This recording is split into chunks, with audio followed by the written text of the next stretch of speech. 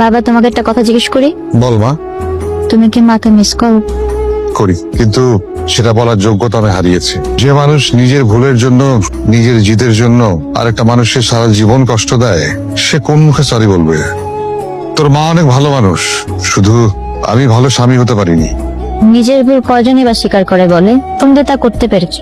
Miss করার ভুল স্বীকার করা দুই জিনিস। আমি তোর মাকে প্রতিটা মুহূর্তে মিস করি, কিন্তু সেটা বলার অধিকার আমি হারিয়ে ফেলেছি। মেহরিন বলল যে ওর বাবা নাই, আপনার ছেলে বলল যে উনি তার বাবা। ঘটনাটা কি বেআইনি বুঝলাম না তো। মেহরিনের বাবা ছোটবেলায় মারা গেছে। ফাতিমা, তুমি যে ডিম ভাইজা নিয়ে আসছো, তরকারি তো যথেষ্ট ছিল। এখন সকালবেলা যে ডিম নাই সেই চিন্তা তোমার আছে? তুমি কারে পাঠাবা ডিম আনতে? আমার নবাবজাদা উঠবে ঘুম থেকে, নাকি মেয়েরিন রে পাঠাবা দোকানে? বিয়ে বিয়ে একটা কথা বলি, মনে কিছু নিয়েন না। ছেলে মেয়েরে না আসলে শাসন করতে হয়। আপনার মেয়েটা আমার বেকার ছেলেটা জীবন ধ্বংস করে দিছে। বিয়ে নাকি? মানে আমার ভাই তোমার বোনকে বিয়ে করছে, সেই হিসেবে আমি তোমার বিয়ে আর তুমি আমার বিয়ে। আচ্ছা ওইসব বাদ দাও, আসছো কখন? কিছুক্ষণ আগে। আজকে তো অনেক মজা করবো। কিসের মজা? আরে আসো দেখাই। এখানে একা একা কি করছেন? না, এমনি দাঁড়িয়ে আছি। কিছু লাগবে? না। মেহরিন খুব লক্ষ্মী একটা মেয়ে। ও আসার পরে তো আমাদের বাড়ির পরিবেশই পাল্টে গেছে। এত মিষ্টি ব্যবহার আর এত মিষ্টি দেখতে। আপনার প্রশংসা তো খুব করে, সব সময় বলে যে আপনি ওর খুব খেয়াল রাখেন। ছোটবেলা থেকে অনেক আদর যত্নে ওকে বড় করেছেন। সব সময় ওর চাওয়া পাওয়া সবকিছু আপনি পূরণ করেছেন।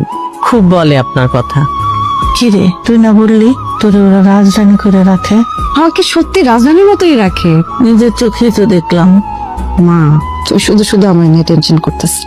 কয়েকটা দিন ধরে আমার শাশুড়ি একটু মানসিক অশান্তির মধ্যে আছে, শরীরটাও একটু খারাপ। পড়াশোনা ঠিকভাবে করবি, রেজাল্ট যাতে ভালো হয়। যত কিছু হোক না কেন, দুষ্টুমি করা যাবে না। বাসায় একটু তাড়াতাড়ি এসো। আমি আসবো। মা, আসো তাহলে। শরীরের যত্ন নিস।